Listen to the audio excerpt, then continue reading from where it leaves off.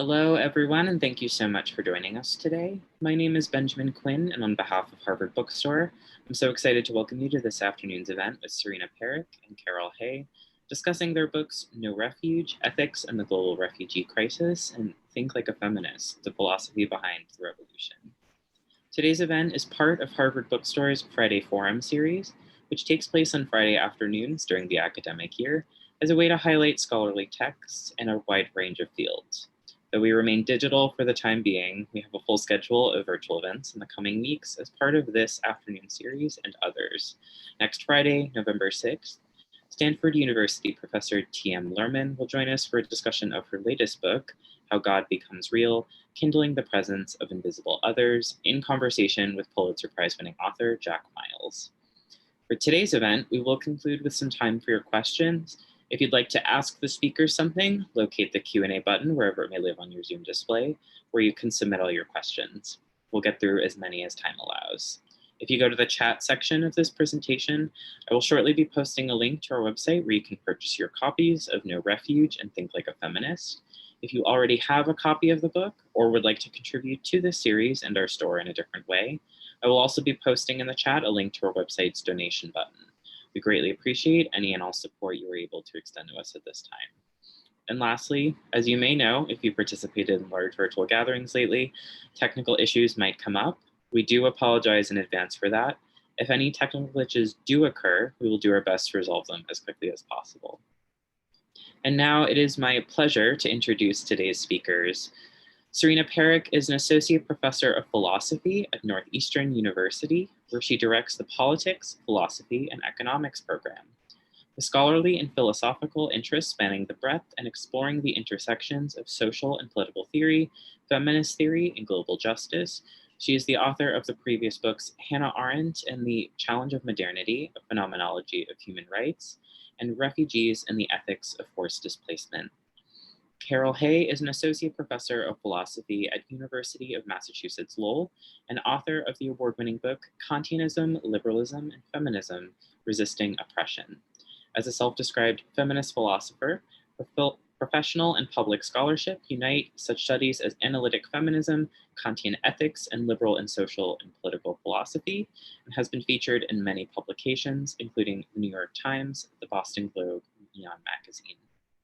Today, these two brilliant authors join us for a discussion of their latest books, No Refuge and Think Like a Feminist, two rigorous and passionate books which, though differing in their core subjects, approach their individual material with similar ferocity, clarity, and attention to the humanity of the lives they depict.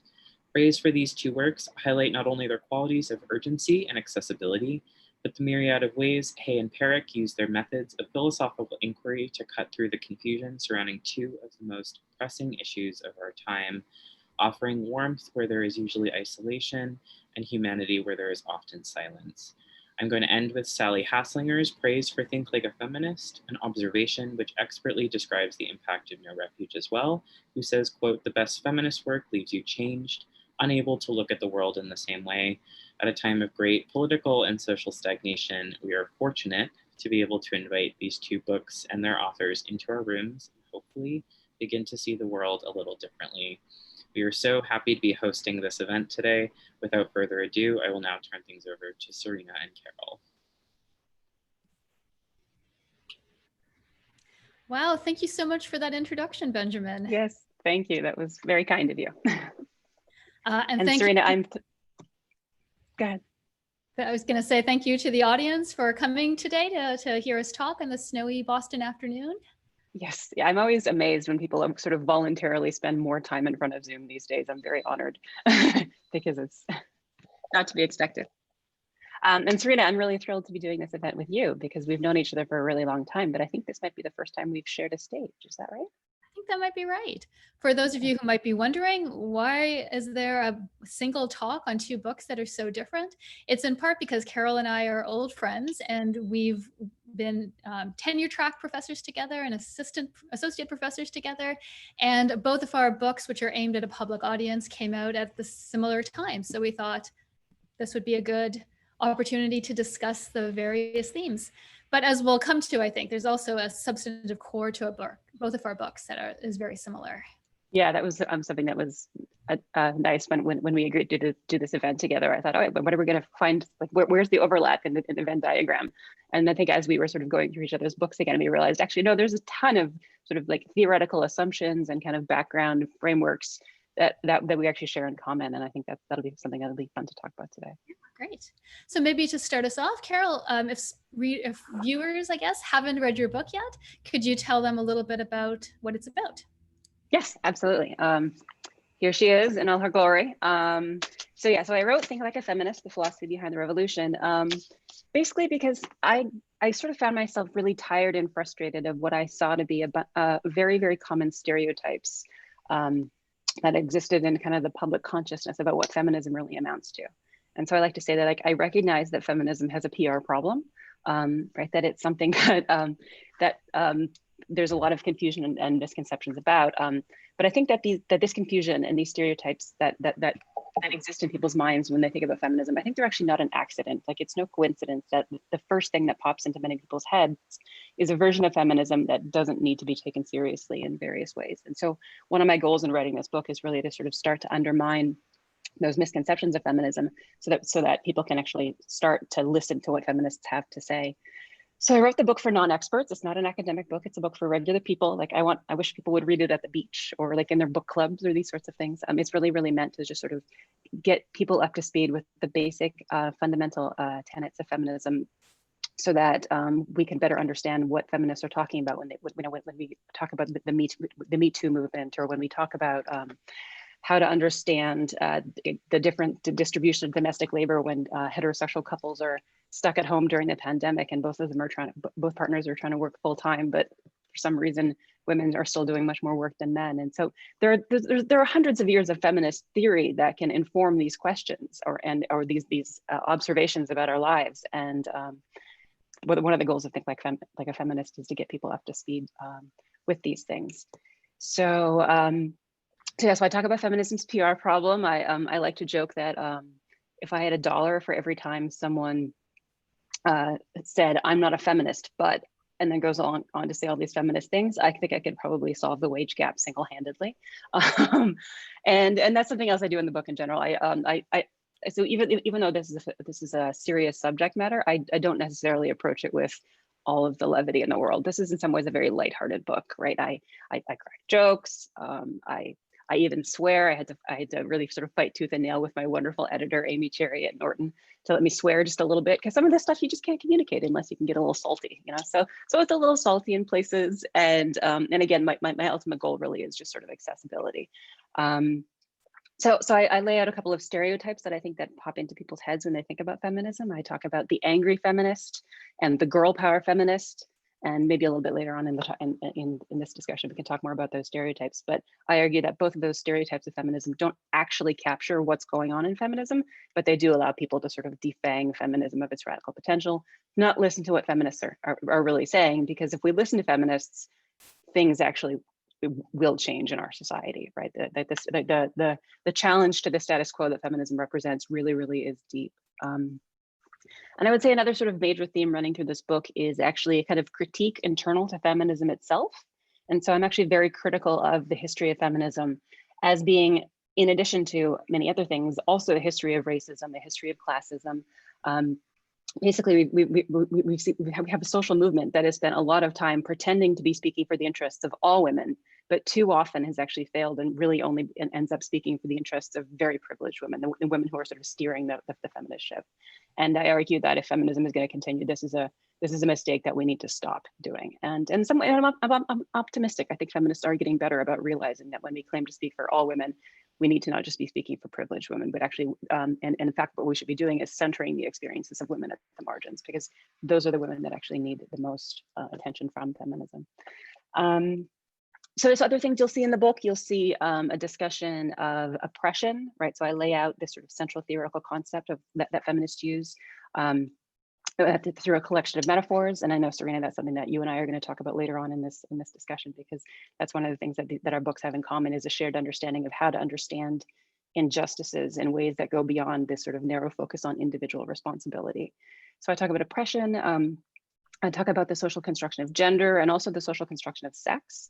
and how that ends up having implications for, among other things, how we should understand the inclusion of trans women in the feminist movement. I have a chapter on how to understand sexual violence, which is probably of interest to people who are interested in the Me Too movement. So there's a lot of stuff in the book, and I'm sure more of it will come up in this conversation, but that's kind of an overview. And Serena, let's hear about yours. Yeah, let me first reiterate that the book is really funny. I wrote a review of it, and I said that my only critique was that it should come with a warning because I spit my coffee out a couple of times while I was reading it, and that wasn't fair. That is the best compliment of all, right? Like the one adjective that I like the most is when people call it irreverent. I'm like, yes, success. So thank you. You're welcome. My book is neither irreverent nor funny. I apologize for that. I wish I could have included more jokes in it. But my book is about the global refugee crisis, as of course you know, with the title of No Refuge, Ethics in the Global Refugee Crisis. And I wrote it to explain to people what the global refugee crisis in fact is, with a focus on its ethical implications. But in order to do this, I really thought readers needed to understand what the global refugee crisis is. And I think there's not, in fact, one crisis, but two crises that need to be understood separately. So the first crisis is the crisis that I call it the crisis for Western states. It's how we perceive the arrival of asylum seekers and large numbers of migrants who come to our shores and ask us for help. And since about 2016, this has become a big political problem, of course, and it's still in the US, so this remains a huge political problem, with many asylum seekers coming from Central America at our borders, being treated with policies that are extremely problematic, to say the least. But there's a second crisis that's behind this crisis that people are less aware of. And I ask readers to put themselves in the position of somebody seeking refuge in the 21st century and to really think through what your options would be. And your options are, in fact, refugee camps, urban slums, or hiring smugglers in order to engage on really dangerous journeys to seek asylum. And none of these provide the minimum conditions of human dignity. So I spent a lot of the book going through those three options. What does it mean to live in a refugee camp? Why are they so insecure? Why is sexual violence so endemic to them? What does it mean to live without any international aid in an urban slum? Fewer than 1 in 10 refugees have any kind of access to international aid when they live independently in cities. But of course, many prefer to do this because refugee camps are so terrible. And for people who just think that both options are terrible and cannot protect their dignity or the dignity of their children or to give their lives any hope, they will often engage with smugglers in order to come to the US, to Canada, to the European Union in order to claim asylum, even though doing that requires that they risk their lives. And I go through these three different options for refugees, and I explain why they fail to meet the minimum criterion for human dignity, and why this is the crisis we should be taking seriously when we talk about the global refugee crisis and how to respond to it. So the vast majority of refugees, over 90%, remain in the global south, in underfunded refugee camps or in urban squalor, for an average 17 years. Right? We're not talking a few months, we're not even talking a few years, we're talking decades, 25 years if you're escaping from war. And the other 10% take their chance on smugglers in order to seek asylum. And this requires risking torture, which is very common, sexual assault, and all too often death. And so it's this situation that deserves our attention and a moral response, I think. And I argue throughout the book that there's no moral framework that can justify our current treatment of refugees and asylum seekers around the world. And I think once people kind of grasp that, it becomes clear that the debate over our treatment of refugees and how we should respond to the global refugee crisis needs to be fundamentally reconsidered. And I have some suggestions towards the end of the book for how to do that. But the most important contribution I hope to make is the reintroduction of ethics and morality into our discussion of our responses to refugees. So that's my little summary of my book.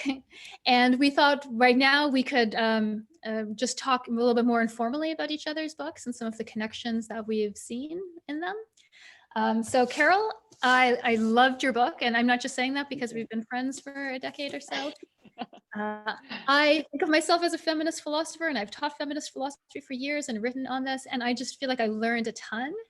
I really appreciated the way you were able to synthesize and to put together all the different views in a way that was both comprehensible and helped to see the implications for contemporary issues. So I thought those were all just, so I really learned, it was really interesting for me in that respect. But I also learned a lot in the way you put things together, in the ways that you argued for things so beautifully. So I wanted to ask you if you could talk about your chapter on the social construction of sex. People listening right now may or may not be aware of this. I feel like this is maybe one of the more underappreciated aspects of feminist theory over the last couple of decades. I think many people are familiar with the idea that gender is socially constructed, but I wondered if you could just explain a little bit about how sex is socially constructed and why this is so important for how we understand the human rights of trans people in the world. Absolutely. Yeah, I have to say that in writing a book like this, of course, obviously, I wanted to write a book like this, and I got a contract to write a book like this because it took myself to sort of know what I was talking about when it comes to feminism. But that's not to say that there still can't be a ton of room to learn stuff when you're writing a book like this. And that was definitely my experience, is that I sort of, it really was an opportunity for me to really wrap my head around some of these issues in ways that I think I hadn't really properly appreciated before I set out on the project. So that was something I ended up being really grateful for. And so I think that the social construction of sex is probably one of the areas of advancement in feminist thinking where a lot of that knowledge is just now starting to trickle out into the mainstream in really important ways. So I think feminists have been moving in this direction for probably 20 or 30 years, but it's really, I think it's only been within the last 5 that I think it's really starting to get some real cultural uptake. And what that looks like in part is the recognition that the feminist movement really needs to take seriously the experiences of trans women, learn from the experiences of trans women, and obviously include them in the trans movement. So, so basically, yeah, I'll take a few minutes and kind of talk you through this chapter, because I have to admit it's one of my favorites in the book as well, because I just feel like this work is just so cool and it's so exciting. And once you sort of take it on board, you're like your picture of the world shifts in this really fun, like beautiful way.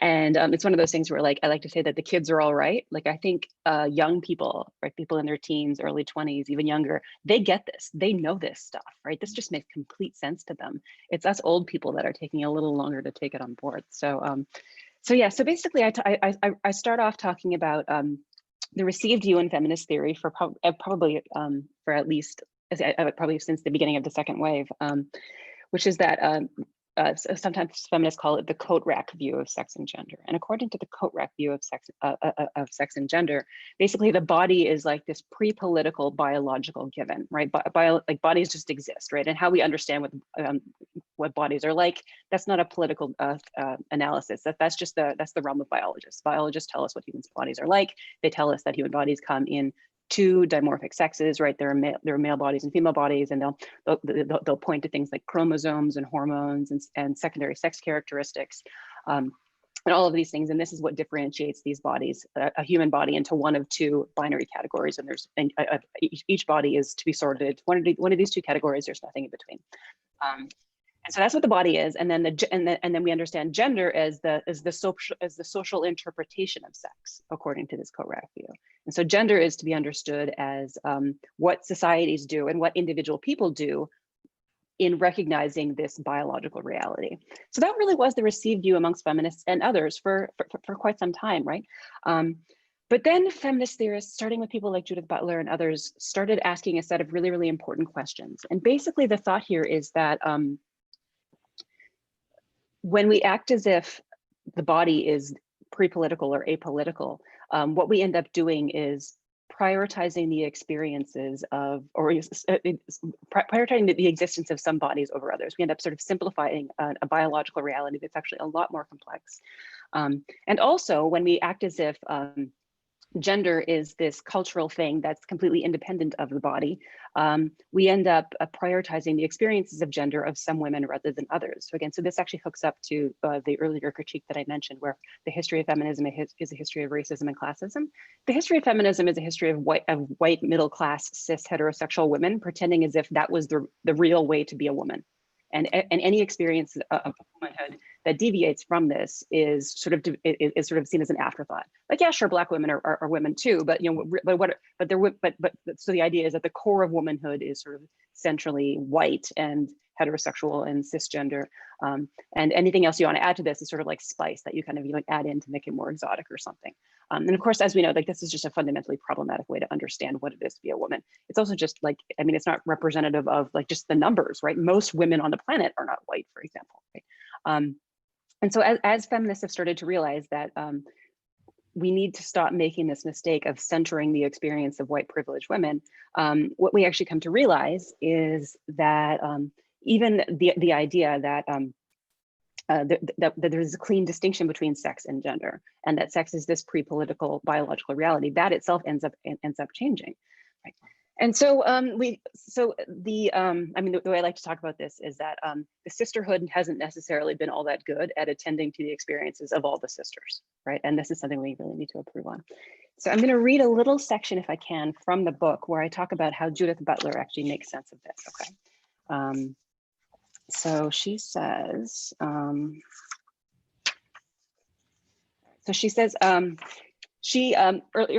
in the book, I talk about how Butler is really well known for talking about gender as fundamentally a performance, right? So she says that we're all just performing gender. And then she uses the example of drag queens. And so she says, when drag queens perform gender, they're being hyperbolic about it, right? So it's really, really extreme, right? They perform an extreme form of femininity.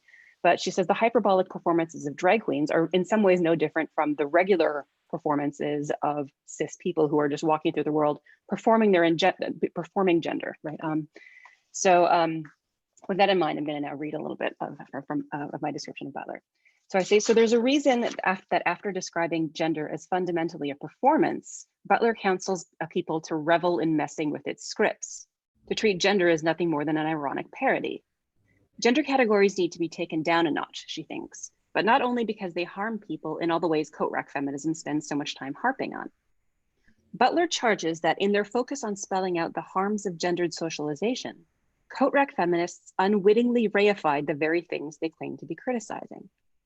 By demarcating feminism's subject matter, by articulating a category of harms that deserved feminist attention, coat rack feminists inadvertently defined womanhood in a manner that implies that there are right and wrong ways to be a woman.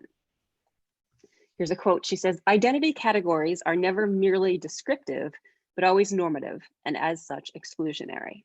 So that's a bit jargony. I can unpack that for you. Okay, so I say, any attempt to catalog the commonalities among women, in other words, has the inescapable result that there is some correct way to be gendered a woman.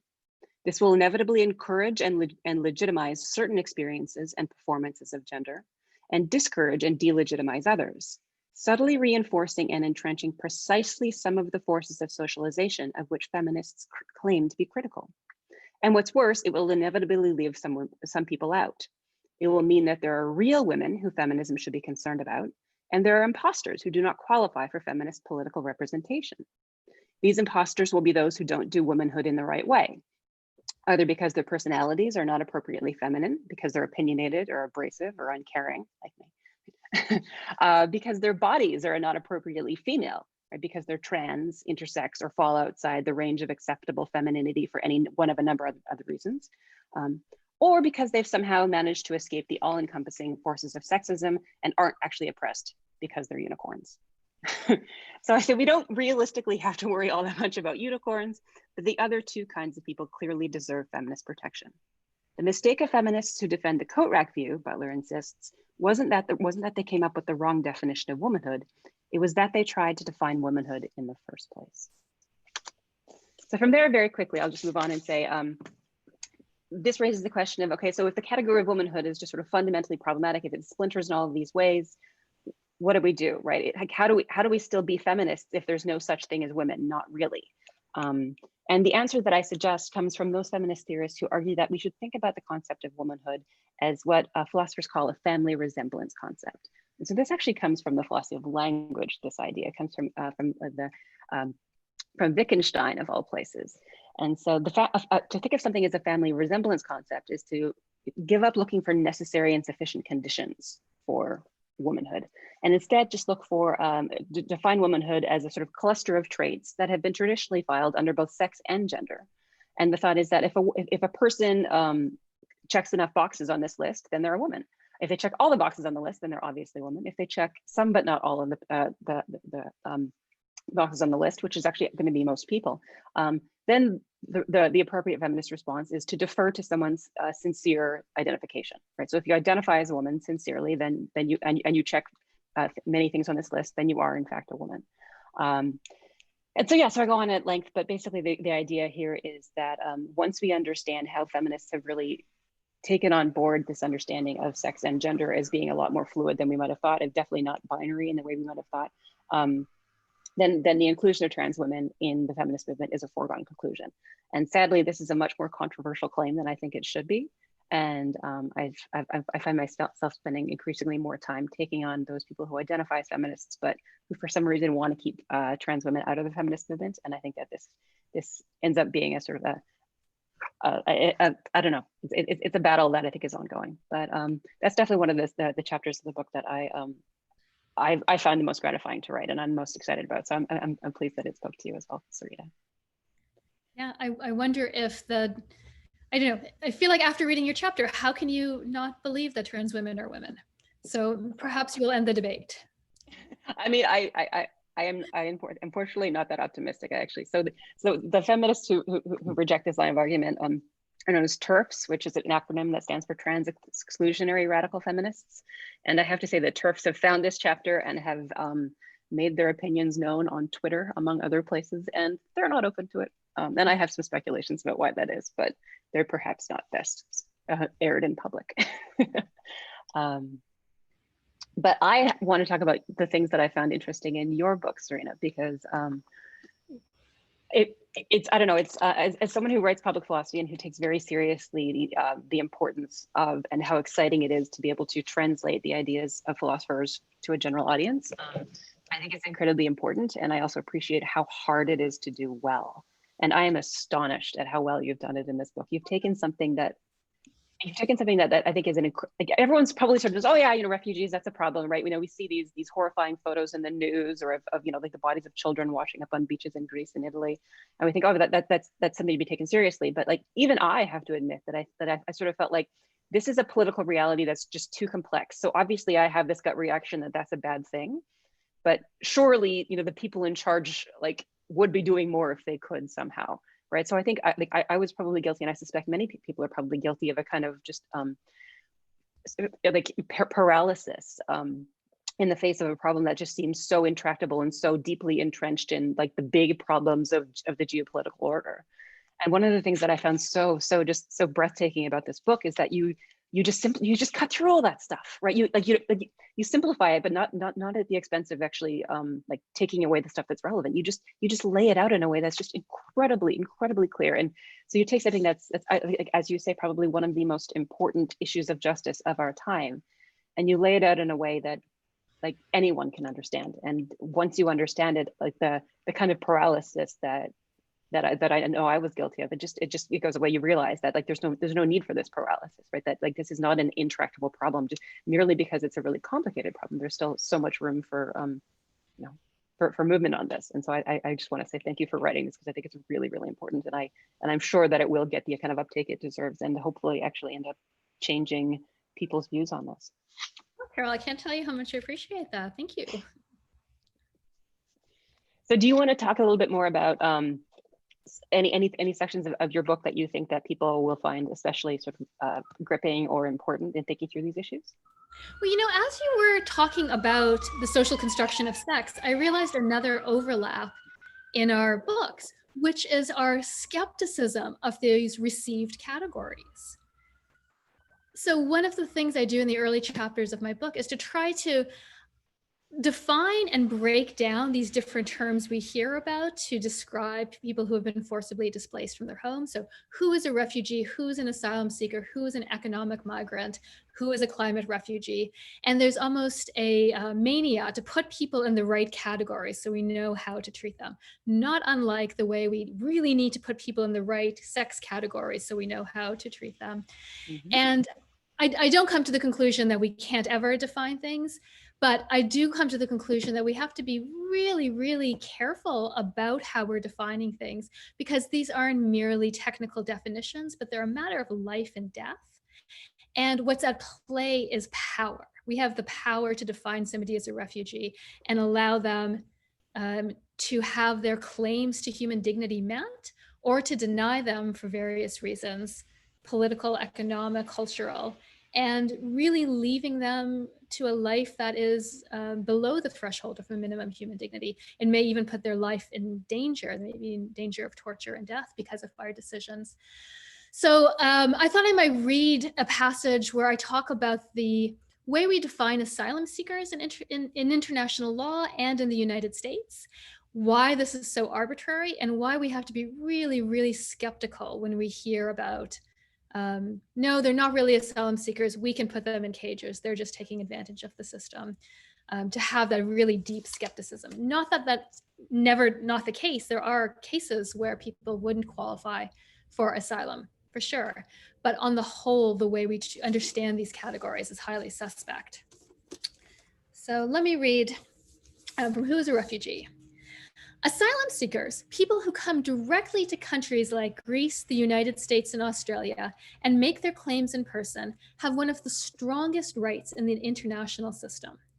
Anyone who claims asylum has the right to have one's claim heard and cannot be sent back to the country of origin unless it can be determined that the person does not have a well-founded fear of persecution. This is the right of non-refoulement, and its strength in international law can be seen in the lengths countries will go to avoid having to uphold it, primarily by preventing people from coming onto their territory to claim asylum. Though asylum seekers are sometimes criticized for being, quote, illegal migrants, since they often enter Western countries without official documentation or not through official borders, this is not, strictly speaking, accurate. All human beings have a human right to seek asylum. This comes from the Universal Declaration of Human Rights, signed in 1948, which articulates the most widely accepted list of human rights. Not everyone has the right to receive asylum, since countries don't have an obligation to give asylum to everyone who asks for it, but everyone has the right to seek it. Article 31 of the Refugee Convention says explicitly that, quote, illegal entry, people who cross borders without permission, should not negatively affect whether or not a state considers them refugees. In other words, the hundreds of thousands of people traveling around the planet trying to find a secure place to live are not doing anything illegal. Seeking asylum is not a crime, even when it requires that individuals illegally cross borders. This makes sense. We would hardly accuse the Von Trapp family, the family featured in The Sound of Music, of being criminals for crossing illegally into Switzerland from Austria to seek refuge from Nazi persecution.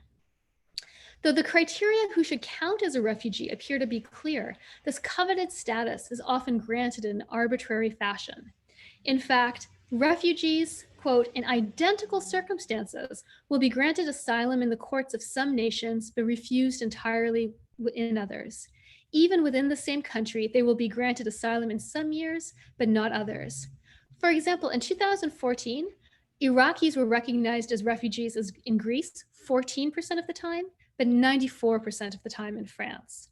In the same year, Eritreans were considered refugees in France 26% of the time, but 100% of the time in Sweden. The arbitrary nature of asylum can be seen in the US context as well. In 2019, a mother and daughter from Honduras sought asylum in the United States on the ground that they were persecuted in their country because they were both HIV positive. Though they had identical circumstances, same country of origin, same reason for persecution, their outcomes were different. The mother was believed by the asylum officer and allowed into the United States, and her daughter was sent back to Honduras. So I conclude the chapter by saying, any reader who is hoping for a simple answer to the question of who counts as a refugee will be disappointed by the current state of the global refugee regime. There is no easy answer, and yet so much at stake for the refugees themselves and for the states who worry about the burdens imposed on them. The UN considers over 70 million people to be forcibly displaced from their homes, and of this number, roughly 25 million are considered refugees who need international protection. When a person finds herself displaced from her home, she will remain displaced for years, possibly decades, with only a 2% chance of gaining access to resettlement or voluntary return. What this chapter shows is the imperative that we move away from thinking of our obligations solely in terms of helping only those who have met the criteria of a narrow, limited definition of a refugee or asylum seeker. We owe all refugees the ability to access a minimum amount of human dignity while they are seeking refuge, or so I argue in the book. Argue incredibly convincingly, I might add. So I'll stop there, and maybe we can talk just really briefly about one of the really strong connections we have in our book, which is that we both try to persuade readers to move away from thinking of these as individual problems and individual failings, and to see these as structural problems. So I wondered if you could talk a little bit about that, and then I can kind of explain how I see that in terms of the refugee crisis. Yeah, absolutely. So one of the major themes running through the book is the idea that feminists are always trying to thread a needle between understanding the phenomena that they're talking about with different lenses. So in some sense, that like we can ask questions about how are individual women or individual men or women responsible for perpetuating or benefiting from sexism, right? So that is a coherent question to ask, but that's far from the only question to ask. And as I argue in Think Like a Feminist, it's usually not the most interesting question to ask. Instead, feminists are usually after this sort of big picture understanding of how do all of these social, institutional, cultural, political, personal forces interact in this really complex way to systematically structure what's possible for people based on their assigned sex and gender. And so the metaphor that I think is probably the most useful for understanding this comes from the feminist philosopher Marilyn Frye, who gives us the metaphor of a bird cage to understand how oppression works. So just very quickly, Frye says, imagine that you see a bird that's just kind of sickly, like this sick, non-flourishing bird right in front of you, and you can't figure out why the bird is just not doing very well. You're sitting there looking right at it, and it's starving, and there's a heap of seeds just like right near it. And you're like, why don't you just go over and eat some bird seed, bird? Right? What's wrong with you? You can't understand why this bird is just failing to thrive. But then you step back and you realize, oh, there's a wire between the bird and the seed, and that explains why the bird isn't hopping straight forward to get the seed. But then you think, okay, it's not like electric wire, it's not razor wire, it's just a wire. Like one wire surely isn't capable of like preventing a bird from getting what it needs to live. Like it can fly, right? But then you step back a little more and you see another wire attached to the first wire, and another wire and another wire. And then of course you realize the bird is in a bird cage. And the cage is made up of individual wires by themselves would not be capable of affecting what's possible for the bird. But because the wires are attached, because they're collectively interrelated in this way, they completely determine what's possible for that bird. That's the best way to understand the situation that we're all in, feminists argue, right? That we can understand oppression as being this, like a birdcage, like being all of these interconnected harms and injustices that most of which by themselves wouldn't actually be anything more than like an inconvenience or a minor setback. But because they're related, because they're connected, they completely determine what's possible for inhabitants of those bird cages. And so this gives us a way to understand the forces of sexism, of racism, of classism, of homophobia, of transphobia, of ableism, of like the list goes on, right? But the thought is that we need to understand these not as individual harms. And as long as we're only focusing on the individual harms, we're not going to get the picture. We're not really going to understand the nature of that harm. And I think that understanding of how these forces work is also very much apparent in your book. And so I'd like you to sort of talk a little bit about that. Before I do, let me just say quickly that one of the things I loved, one part of the book that I loved a lot is this phrase that we're all negotiating with patriarchy. And I think if you just keep that in mind, it's such a compassionate way to think of other women that you might want to be like, oh, they're so superficial, or oh, look at what they care about handbags. That's so dumb. And it's like, no, they're negotiating with patriarchy just the same way I am. Their patriarchal world is a little bit different, but they're negotiating this birdcage in different ways. And it's such a helpful way, I think, to understand the collective struggle of all women. But you're absolutely right. And in fact, I use the birdcage metaphor to explain how I understand the global refugee crisis as well. So just really briefly, because I know we're getting short on time and we want to save time for the Q&A. A lot of people focus around the refugee crisis by saying, who is responsible for this? Who caused the refugees, who is doing the bad things that I'm talking about. And I think that's a really unhelpful way to talk about responsibility for the global refugee crisis for many ways. I also think it's an inaccurate way to understand the global refugee crisis. I think we should understand the global refugee crisis according to the phrase that Iris Marion Young uses, which is as a structural injustice. A structural injustice is an injustice where there's an unjust outcome, but it wasn't deliberately created, it wasn't intentionally created, but it's the outcome of everyone acting according to their own interests and according to accepted rules and norms.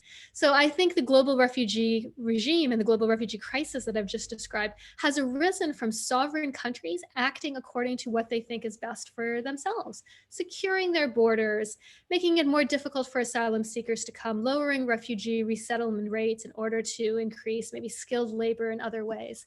And like the birdcage, if you just look at one of those wires, you think, well, that's not unjust. Countries have a right to protect their borders. Countries have a right to lower immigration levels. And you'd be right. But when you take it as a whole, you realize that there's an injustice in the structure of the system.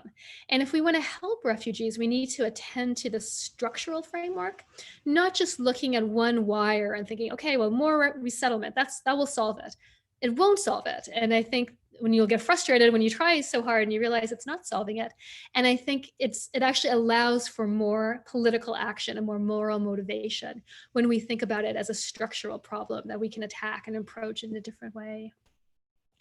So the birdcage, it turns out to be an extraordinarily important image in helping us understand contemporary injustices.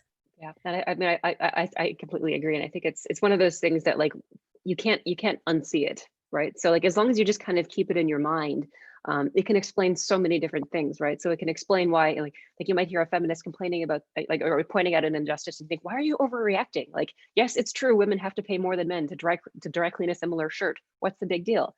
Because if that was the only problem that women faced, that would not be a big deal. But the point is that these things are completely connected, right? And so too for issues of refugee resettlement, right? The idea is that you can't just take this microscopic, myopic view and understand the nature of what's happening here. You need to have a big picture. And that can be a thing that people can use to sort of remind themselves if they find themselves having this reaction.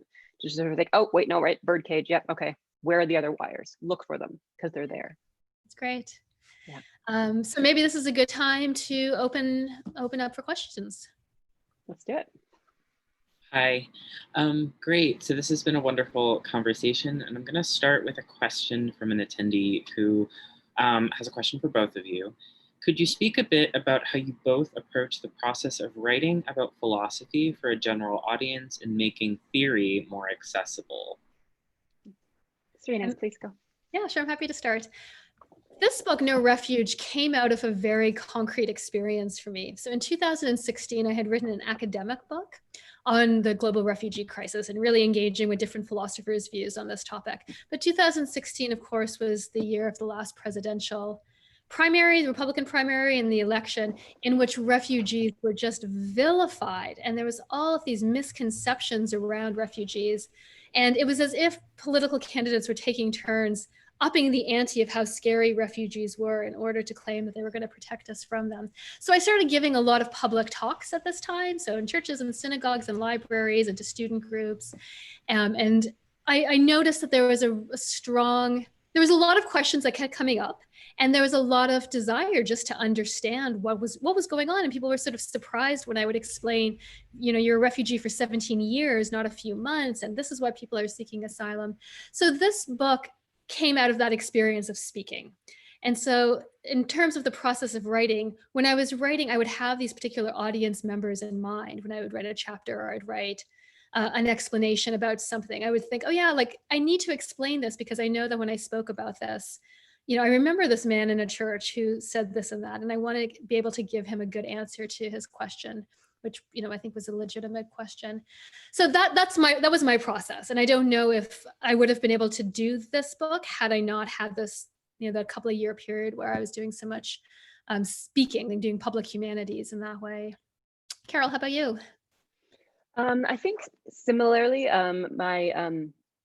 my motivation comes from interacting with people who are not academics, both my students, because I teach a lot of feminist theory classes, but also just people out in the world, right? Feminism is a lens that I find really useful and helpful. And so I find myself, talking about it with various different people. And after a lifetime of this, you start to see similarities in the misconceptions and in the hangups, when you're reading things out in public, or talking with friends of friends. And so I got to this point where I really I was sick of being so misunderstood as a feminist. I was really, really tired of sort of I would say the F word, and I would see the look on someone's face, and I'm like, all right, I know what you're thinking. You're thinking one of these two. And so in some ways it was born of a kind of frustration for really, really feeling like the important work of other feminists wasn't being heard because of these misconceptions that were really, really pretty easy to debunk. And so that was really kind of the motivation. I have to say that in the writing of it, I really came to appreciate feminism, I think, in a whole new way, and just the importance of seeing how it could really affect people's lives. And I became more excited about the prospect of, preaching to people who weren't just the choir. So I do think that this book will be a great read to someone like you who identifies as a feminist, right? To sort of maybe bone up on stuff that you haven't read in a while, or even to just sort of get you up to speed with where the debates really are now. But in many ways, I think that this book is also really directed toward non-experts, to people who might even be kind of skeptical about feminism, because I think that if you can get by people's misconceptions, that you can make them realize that no, this is not something to be afraid of. This is something to be embraced, and it's exciting, and it's exciting to see where things can go from here.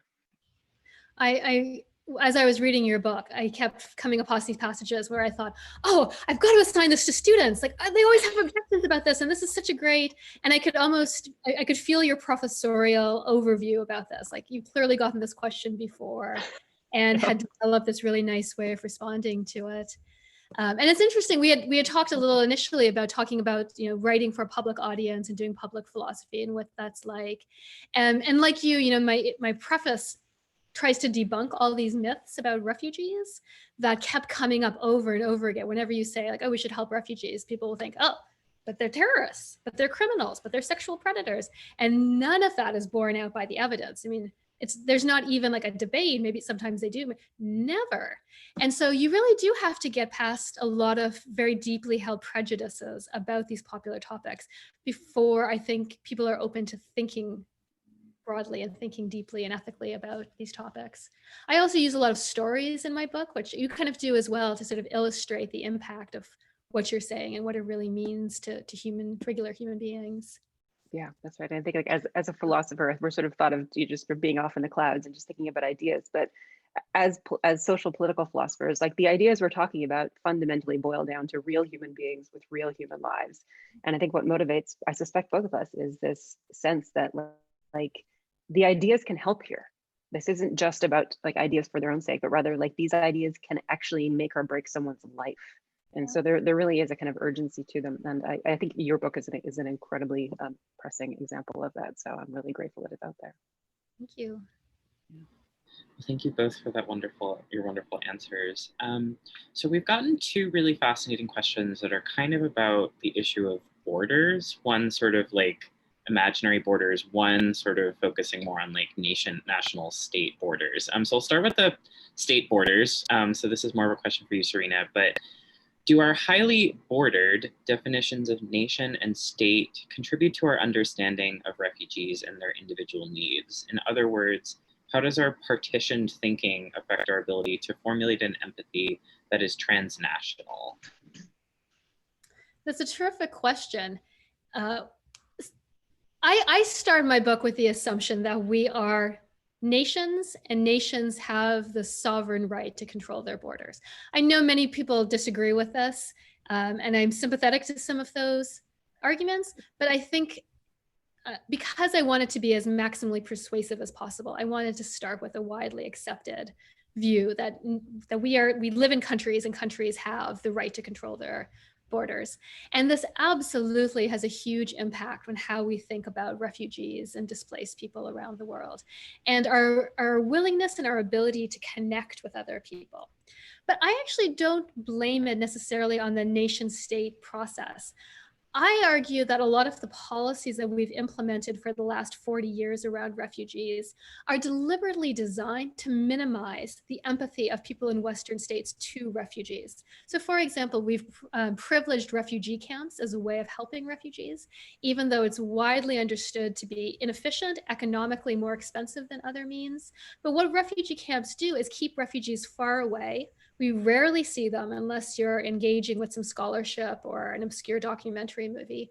And so it's hard to see them as people like you with hopes and dreams and children and, loving soccer and writing books and so forth, because they're just these like kind of miserable people far away that we don't really understand why they're there. And I think that's very deliberate. So I think empathy does come from the way this nation states are structured, but I think it's also political.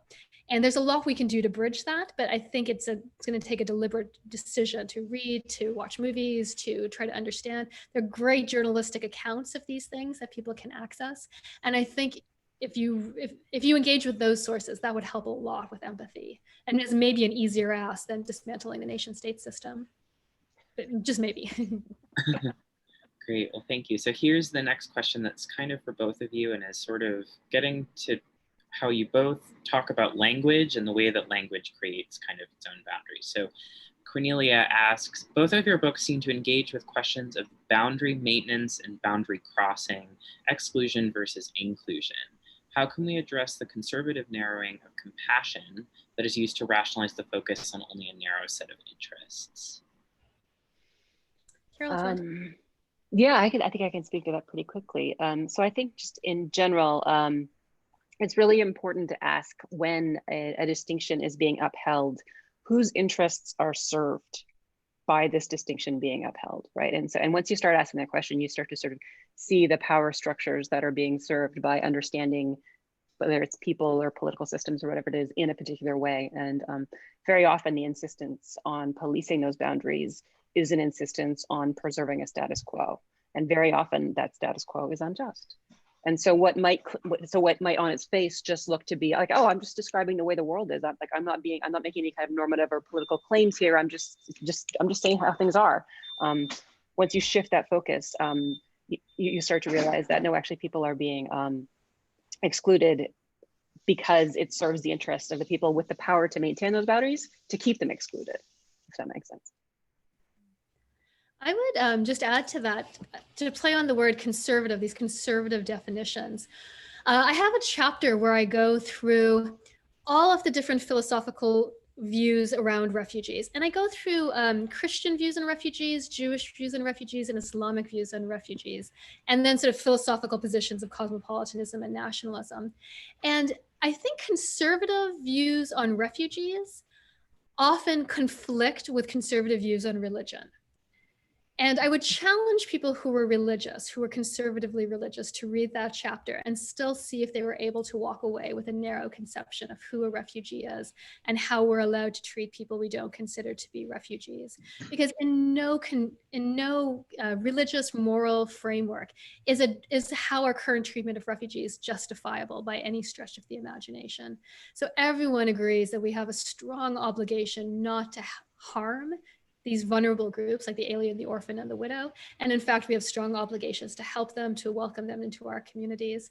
So just playing off that word conservative and really taking it in this broader political sense of what it means to be conservative. I think there's a deep conflict there. And I think once people attend to it, once they examine it, it could maybe loosen their confidence in the solidity of who they think a refugee or asylum seeker is. Perfect. So it looks like we have sort of one question, which I think will sort of lead brilliantly into sort of closing thoughts. So an audience member, Serena, you sort of talked about like how it seems like individual kind of agency is sort of important in sort of facing the refugee crisis. So Tammy in the audience just wants to know from both you, Serena, specifically, but Carol, I think it can kind of be expanded into your territory as well. But like, how can we actually assist people? They list agencies, but even just sort of like in terms of educating oneself, in terms of the individual responsibility we have towards other people. If we could just get your thoughts on that. Yeah, that's a great question. And it's such an important one, right? So if you happen to read our books, like, what do you do now? Where do you take this?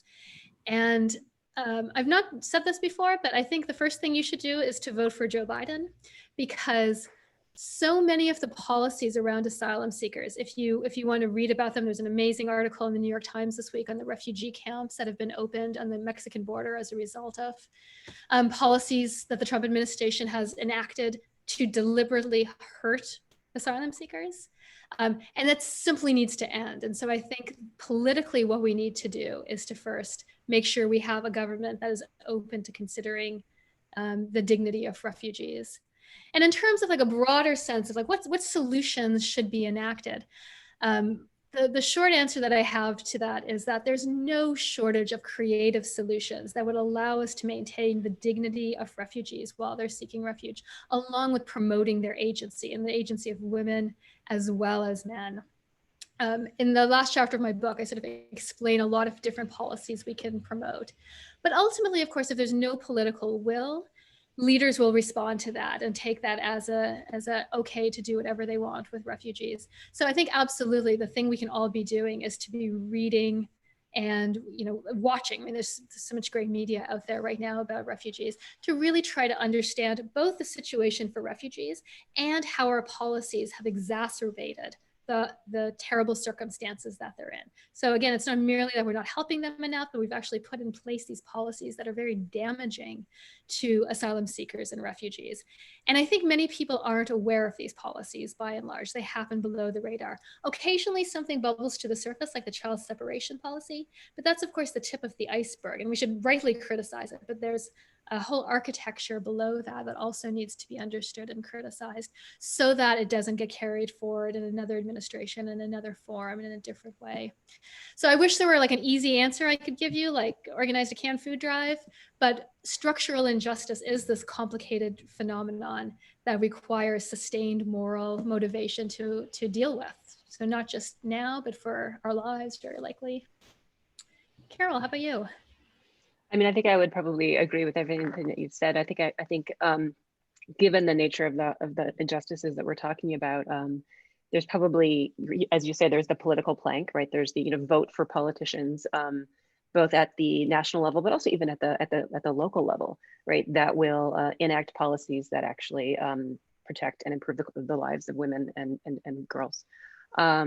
And then I think on the individual level, probably the responsibility, especially the responsibility of someone who might be willing to pick up a book like this, would be to really educate, to always be open to, I mean, I know it's a cliche, but it's a cliche for a reason, to checking one's privilege, right? To sort of understanding like the many different privileges that one has, and making sure that one doesn't take one's own view on the world and one's own sense of what's important and what the problems are, and generalizing that to the experiences of all people. Because I think that feminism has historically been pretty bad about doing that. And I think that if feminism has any chance of moving forward as a social movement that actually stands to make a difference in the lives of girls and women, it needs to be one that's sort of genuinely inclusive, and that includes centering the experiences of girls and women on the margin. So yeah. Perfect. Well, I think that is an amazing place to end, now that you both sort of talked about your books in great detail.